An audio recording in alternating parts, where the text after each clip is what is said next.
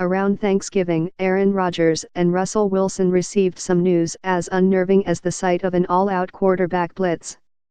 The NFL stars and other investors in Vichys, the heralded Seattle-based helmet maker, were officially informed that the company was running out of cash. Our employees are currently furloughed and we need to raise capital in order to continue operating, or we may have no other option but to wind down all operations, wrote Ralph Green Jr., who took over as the new chief executive just days before, in a letter reviewed by the New York Times. The plea for millions of dollars to cover basic expenses represents a startling fall for a company that has won plaudits for its high-tech helmets and raised more than $90 million from venture capital and some of the NFL's highest-profile players. The company, with a board that includes highly respected doctors, business leaders and military advisors, also secured $1.1 million in grants from the NFL, though the league does not have an ownership stake. The financial crisis at Vichys highlights one of the biggest challenges in football's fight to make the game safer. Most brain scientists dismiss the idea that a new helmet can significantly reduce the risk of traumatic brain injuries and long-term brain damage. Wilson, Kansas City Chiefs quarterback Patrick Mahomes and dozens of other players wear a Vichys helmet each Sunday. Shock absorbers inside the helmet have been shown to reduce the impact of direct hits and limit the rotational energy the head absorbs. So far, that has not been enough for Vichys to succeed. Youth and high school football participation is falling, and the helmet business is dominated by Riddle and a handful of companies that are weighed down by insurance costs. Still, Vichys and other companies continue to try to develop better helmets for athletes and other commercial and military uses. In its letter to investors, the company said it would try to raise additional money by selling shares that valued the company at just $5 million, compared with a $90 million valuation as recently as last year. To stay afloat, Vichys plans to cut operating costs by half, curtail expansion plans and focus on just 2 football helmets, its adult model and a version for children. Last month, the company's board pushed out its co-founder and chief executive, Dave Marver, who said in an email that the odds were stacked against newcomers to the helmet business, even those like Vichys that have seen growth.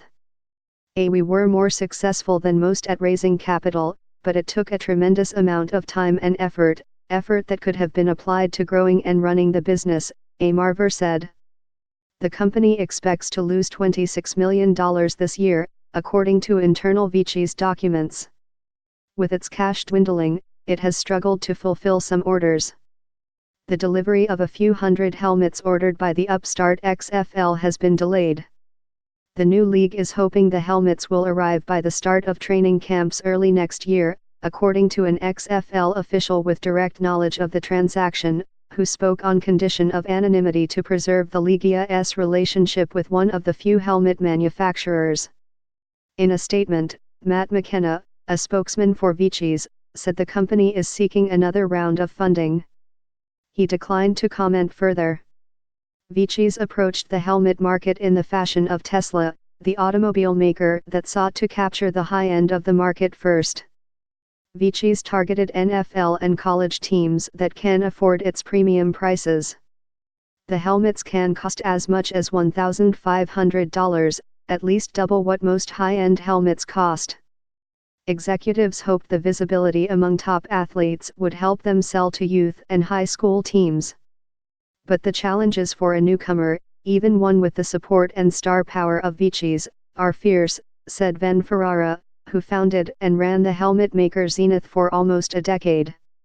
There are liability and product maintenance costs, helmets that need to be customized for players and teams, and a limited market that tightens competition. It is entirely conceivable that even if a helmet were designed and tested such that it could undeniably claim it was better, it could fail as a commercial product, Ferrara said. Still, Vichys appeared to have advantages. 2 professors from the University of Washington and Marver, a veteran of the medical device business, launched the company in 2013. Its association with the NFL and support from Commissioner Roger Goodell helped immensely.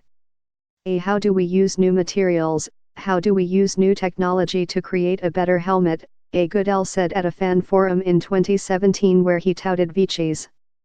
We have one Theta S hitting the market this year.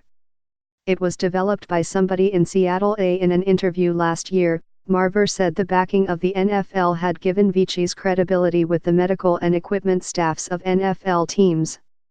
They should be proud of the work they have done. Jeff Miller, the League's executive vice president for health and safety innovation, said of Vichy's engineers in a statement issued on Monday. It has contributed to a significant shift in the helmet manufacturing industry that benefits players at the professional level and beyond. Another source of capital has been RX3 Ventures, a consumer-focused investment fund based in California. Aaron Rodgers, the Green Bay Packers quarterback, is a partner. The private equity fund was an early investor in Vichy's, even though Rodgers doesn't wear its helmets.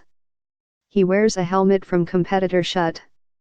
The Vichy's board includes Richard Ellenbogen, a neurosurgeon in Seattle who was chairman of the League's Head, Neck and Spine Committee.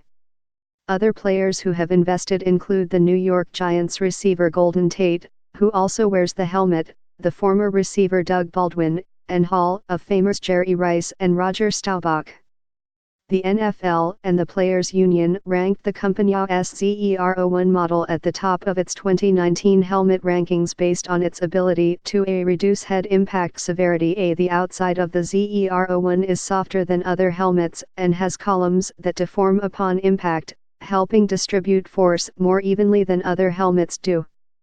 However, according to the N.F.L., helmets from Vichy's competitors Riddle, Schutt and Zenith are about as good. The league noted in its testing that some 24 approved helmets also performed well in testing, with no statistical difference in performance from the 3 top-ranked helmets. The company has said that about 7% of NFL players wear the ZERO1, and the company has begun equipping college players. The first Vichy's expansion into colleges, with the University of Oregon and University of Washington, led to complaints from players about the fit. The cost of developing Vichy's technology has far outpaced the sale of new helmets. The company expects to take in $14.2 million in revenue in 2019, according to financial reports reviewed by The Times, about $3 million less than the cost of producing its helmets. Costs associated with sales, marketing, and research and development are expected to push the losses to $25.9 million this year. The company anticipates even less revenue next year, but because of a dramatic cost-cutting, it forecasts a loss of $9 million. Before he was pushed out, Marver had to scramble for more money. It's always difficult for a company making football helmets to raise capital given the industry's risks and competitive dynamics, Marver said. Most institutional investors won't engage at all. According to notices filed with the Securities and Exchange Commission, the company in July tried to raise $10 million, but was only able to come up with $2.1 million. The company had to pay a broker $112,000 to find these additional investors.